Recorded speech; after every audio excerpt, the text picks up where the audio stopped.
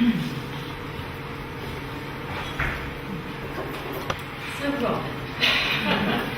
Robyn and I have had lots of conversations over a lot of years, really. Actually, we didn't plan it. I thought if I was doing something that involved creativity, I would get out of my black. So I'm very bold for me, if any of you know me. I'm sorry. Can't hear us. If you come near the audio, what happens is that this little bit here eats your voice. Okay. So, we haven't actually rehearsed this. We thought we would have been creative. Well, we have a bit, Robyn, we must be completely honest. But we have some ideas that we want to share with you, and I think that in that first one of the slides that Penny put up, which was, and it appears as a logo, which I'm going to read out. To be human is to be creative, to be compelled to engage and make sense of the world around us. We all use our senses, our shared and unique capacities to find meaning and communicate with others. So we want to talk more widely about creativity, that is that we believe that humans are creative. And then also talk about that in terms of well-being. Can you hear us?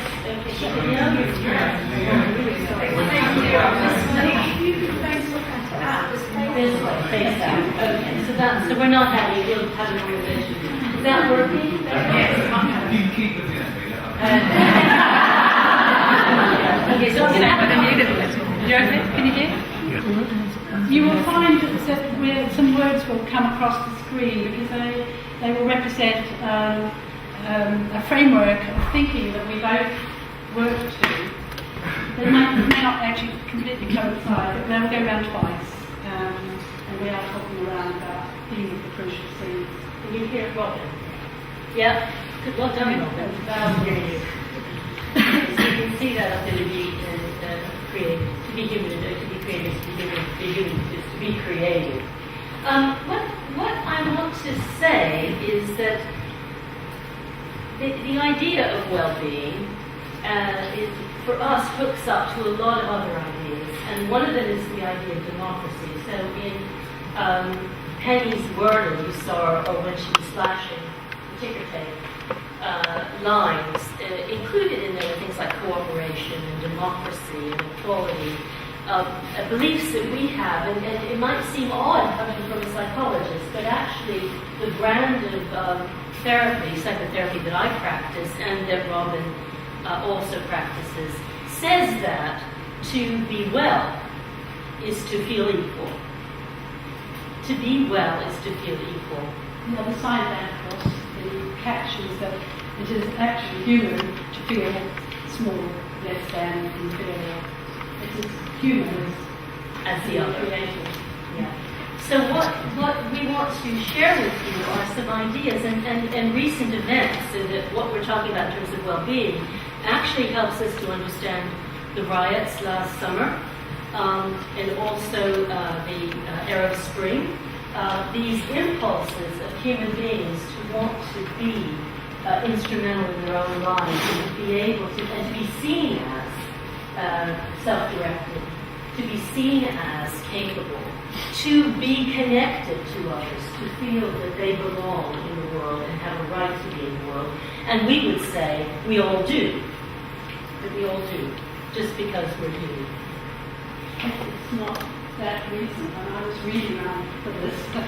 And in the French Revolution, the same, the aim of equality, liberty, equality, fraternity. That's all about not being subservient to others and having freedom to be,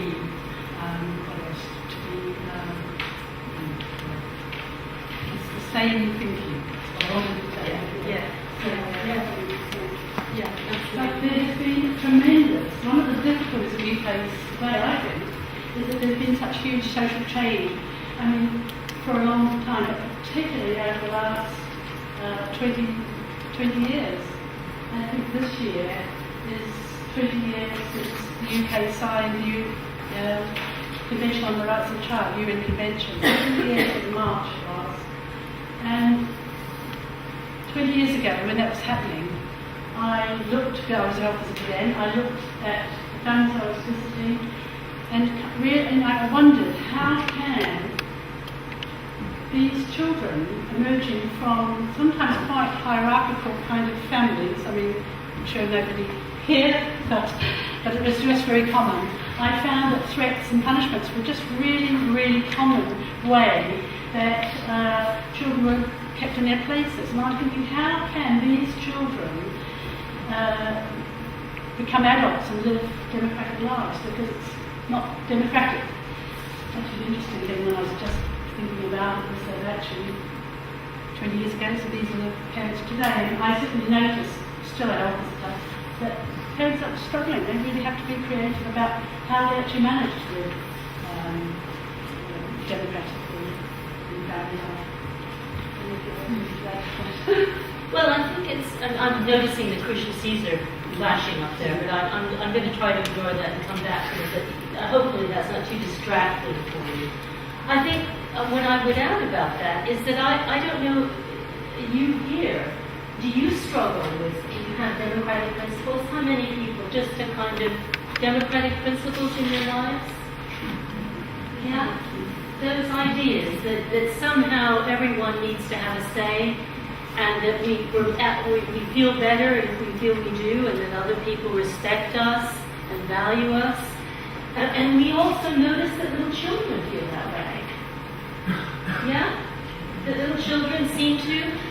We say, then we hear things like, well, what's the matter with kids today? You know? So what's that about? I guess is what I want to pose. So what we want it, we believe in it, but it's hard to pull off. It's hard to pull off. So we talk about, I mean, I came from what I would call an autocratic family. I had a very dominating father, which is probably why I'm up here talking about democracy and the idea that we have rights. But I don't believe I'm alone, and I also see swings from being more, I think what we see unhelpfully is laissez-faire, so a free-for-all, so freedom without responsibility, akin to creativity without responsibility, to authoritarian or autocratic. Yeah? So you get these swings. So I'm also a child of the 60s, or actually, to be honest, I was already an adult in the 60s. But, you know, the idea that we wanted everyone to be free and love everybody, that's the right word. Instead of, you know. So here we are with this dilemma. We think it's good for us. We feel the need for it ourselves, but how do we do it? What's the splash up is the need to feel out where we belong. That is huge. I mean, I certainly notice this all the time. When we feel that we really connect and really feel close to the group that we're in, we can relax and be ourselves. I have to say that when I'm working with parents, I don't know if I dare do this here, when I'm working with parents, just in a living room, I often say that when I feel so comfortable to be with a group of people, I can actually relax and be myself. And I'm like, do this. And I kind of will know, they'll say, well, that's just Robyn, she does those disgusting things. And I would kind of feel safe and, you know, at one. So the idea of connection is huge. And we would say, in terms of this framework we're introducing you to, there's simply words that start with C that connect up to what we psychologists, social psychologists, developmental psychologists, sociologists know to be absolutely essential for our well-being, for our psychological well-being. If you like, what motivates us. So we're motivated to belong, and now I'm seen capable. So when we talk about young people, we're riveted and very concerned that they're capable. Are your children achieving? Is one of the questions that we ask. And we think, yes, of course it's important to feel capable and to develop self-discipline. But it is the trouble is that we define capability too narrowly. We don't allow our children to show their creativity. We don't include enough about us as humans in our assessments of creativity. And we don't celebrate the accomplishments of our children enough, which is where I believe 5 by 5 makes a huge contribution, and any of you involved in a wider view of what it is to be human, to be alive, and to be capable, to be able to do things, to be able to engage with and do the things that we see adults doing. The interesting thing about this is that as we were talking about how we do this and use the machine or whatever, we know each other very well for a long period of time, but we were really able to see how we both actually like to be in control, don't we? So we both like to feel really capable, we can do it. That's kind of what we like about each other, but it's completely a healthy thing. It's just how you use it. So, professing to be democratic, we worked it out. So, is this all making sense to you? Yeah. So essentially we're looking at frameworks that help us to think about what's up when children are engaged and feel good, or even when adults are engaged and feel good, and when they don't. So we're introducing you to some ideas using this framework called the crucial C's. How does that hook up with what happened in the riots in London? I'll just pose that question. What do you think? How does needing to feel that you're connected, that you seem to be capable, and that you count, to feel those things? So I may not, one of my errors is I may not be able to do addressing, but I sure as hell can stop you from doing. You know, that's quite a powerful thing to say. That's quite capable. I can't do, or maybe if I say I won't do it, it's much more powerful than saying I can't do it if I don't feel I fit in, or if I don't think I can do it to your standards. And one of the things we do to our children is we put them into school very young, when maybe they're not ready to do what we're asking them to do. And unfortunately, then they get the idea that they're not capable. And that becomes their reputation, rather than really what they're capable of. I said in a group earlier this morning, it's seeing age as a disability, rather than seeing that what wonderful things a 3-year-old is capable of, or 4-year-old is capable of, rather than the other way around. We have another insight thinking about this, and that's, I don't know if you've come across the spirit level. Just that huge gap which affects rich countries, and research has shown that the most wealthy countries often have the most unhappy people, certainly the most unhappy children, and it's often because of that kind of... The larger the gap between rich and poor. That's right. The larger the gap. Something to do with looking out to other people to judge ourselves, which we all do. How am I doing? How am I doing? And it's not difficult to see that we may not be doing very well. This marries up with this theory very well, which starts with the idea that we start off feeling inferior, and our goal is to master that, to do better, even to become superior, perhaps, which is kind of similar. Which isn't a very healthy way of doing it, but that is what we do as humans.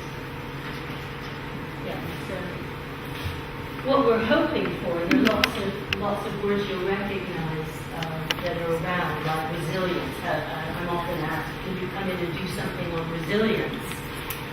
And I'm always interested in people who ask those questions, because they don't actually see it as part of the whole. It's like a thing you bring in and do.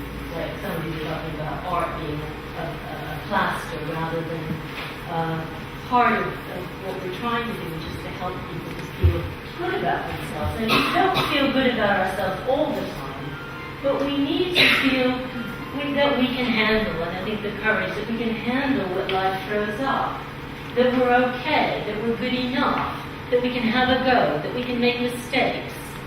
And all of those things are about feeling that sense of absolute connection. There are lots of other ways you can put that sense of attachment, and that you belong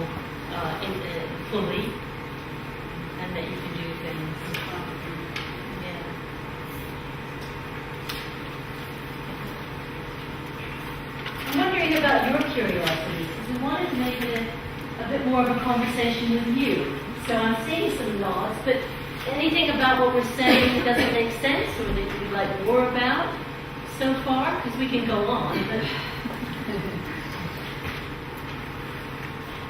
Well, how it links with creativity. Not something that we've actually made that. The ideas. I think going back to the rights, I think You speak up. I would say that the exploration, like you say, you're allowed to make mistakes as you get older, and as a child older, particularly teenagers, then it's quite restricted. Yeah. That's why Yeah. expression explodes elsewhere. Yeah. So you're taking the line that we are innately creative, and that what happens is if the opportunity to express it becomes less. Is that, and that gets less and less potentially. Yeah. Thank you. Yeah. Yeah. Sorry. Just that you touched on something saying talking about listening to children, and I don't think that happens enough in schools. She's where their creativity comes in is by talking through things. It's not very creative to try to work out what the right answer is going to be, is it? You know, if I'm sitting there thinking, I wonder what she wants to know, I wonder if it's okay to say that, you know, it also can put you in a state of anxiety, really, if it's all about getting the right answer. It isn't about being creative at all. And if we don't listen, I don't think there'd be anybody here who would disagree with that. We don't listen to our children enough. I think the rights are interesting. I think there's a great tendency when anything goes badly wrong. It could be the rights, it could be a really disgusting murder or something. People try to exclude that group, that person, that attitude, that action from what they call humanity. Yeah. So they say we're all human, and they use words like feral for huge chunks of the population. I just can't understand the speed at which people are dying to separate themselves from people who are not fitting into or not accepting what is a really, often for many people, a really, really restricted, limited, unfair, unequal, undemocratic life. And the fact that people write, I think, is brilliant. Not the outcome, but the instinct to say this is not good enough. I'm worth more than this. I'm just not having it. Here's an opportunity. Are very crude and disruptive and hurtful for some people, but an opportunity to say something. And I think that element of it, I think, is if that weren't there, it would be we just go going down the tube. Things do for a lot of people are getting worse and worse. Inequality, undemocratic, all kinds of things, poverty, you name it. I have a feeling that the rights were also about us now living such separate lives. We are putting ourselves in little boxes, keeping ourselves safe. We don't trust as much as we might have done. When I was brought up in the very rural middle of the North Island of New Zealand, which we never, I think we went on holiday there, locking the door, and trust was, I mean, it wasn't 90% safe. They probably don't do it there now either, but we really don't trust anymore. We're keeping ourselves safe, and it's easy to blame other people for being who they are, because I'm not like that. I'm me, but it's one way of feeling okay about yourself, I think. So trust is one of the things that we seem to have lost, and we need to. What this model is about really is moving us from being individuals who try to do better in the world to being more social beings in relation with the people around us. So it's moving more into relationship and less into individual experts. And yet, and I think we would agree on this, that individually, unless we feel valued, unless we feel capable, unless we feel we count, and unless we can hold on to our courage, we won't use our talents for the group. And so our challenge, and I think what I would say our challenge is, how do we promote this sense of well-being, how we're describing it, within our schools, within our communities. My big thing lately is working with leaders and really trying to help leaders to lead in a way that leads leaders, that everyone is a leader, if you like, that we credit the talent and essentially foster or encourage the creativity that we know that is there. We don't ask for it. If we're at the top of the heap all the time, then we don't ever see what's available to us. We have all the answers. We're right. We're good. We're superior. Which I think there's a bit for me about how there's been a bit of taking the piss out of health and safety this morning, and I think that that's another area where we want to be perfect. We don't want to make any mistakes as adults, as organizations, as schools. And then what we do is make life so sterile, so devoid of anything that is inspiring because of that perfectionism. So one of our other logos is, the courage to be imperfect, the courage to just be human. Could I just ask? Okay. My nose on my sleeve. I'm just curious about the last question that you asked, which was a how do we improve something question.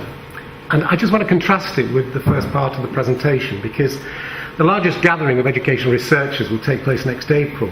And the president of the American Education Research Association has said, look, we're very good at advancing knowledge about education and also promoting scholarly inquiry related to education. But we've been very weak on fulfilling the second half of the mission of ARA, which is to improve practice and serve the public good. Now, at the moment, I'm hearing the first part of the presentation to do with the first half of the mission, but I'm not hearing, and this is what I just want to check with you. I know why you're asking. Good. Anything to do with improving practice. So I'm just curious about whether within your research, I can see within the psychology you can offer us these kinds of understandings. But could you just take up that issue? Yeah. We both use, I use this model all the time. It's actually really useful, the whole purpose of it, because it helps me to understand why people are behaving the way they are and why I respond the way I do. I move into situations somewhere where I simply don't like the person I'm with. To help us to admit that it's it's quite. And the reason I don't is because somehow there's something awkward about this. I'm not connected, or we're not in the same wavelength or something. And because I recognise it, I know I've got to do something about it. So this is for me. I'm pretending to be the grown-up here, one of us. It's up to me to do something about it. So connecting, for me to connect with the people I work with is my absolute aim. Sometimes nothing else matters. If I make a really warm, buzzy relationship with the people I'm with, the rest follows. I don't need to have an agenda. We do have an agenda, as you know, for the health service, so we do. But actually the agenda will emerge because people are creative. And I know you use it all the time too. What I would say, because I think it's time, we can't do it all, and we're going to have a session after the stand-up sessions, we'll have small sessions. I'm very aware that we have a short slot and we probably need to end. But what I would say is that the understanding is part of it. I think Robyn's point about building relationship is absolutely essential.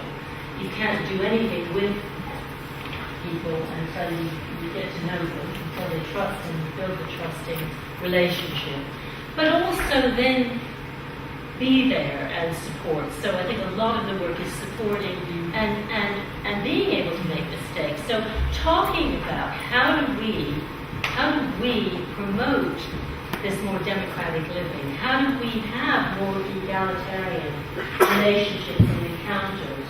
How do we find our corner in terms of what we know to be right for young people and children? Because I think we do let a lot happen without standing up and saying, this is not okay.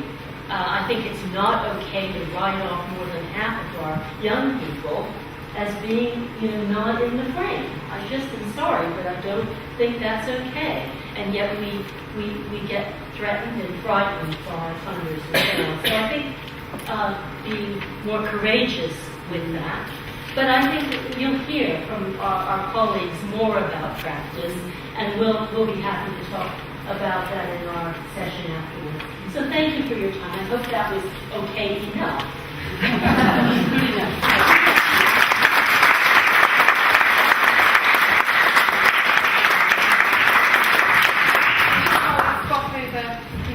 I'd like to say thank you very much to Karen and to Robyn for sharing the thoughts.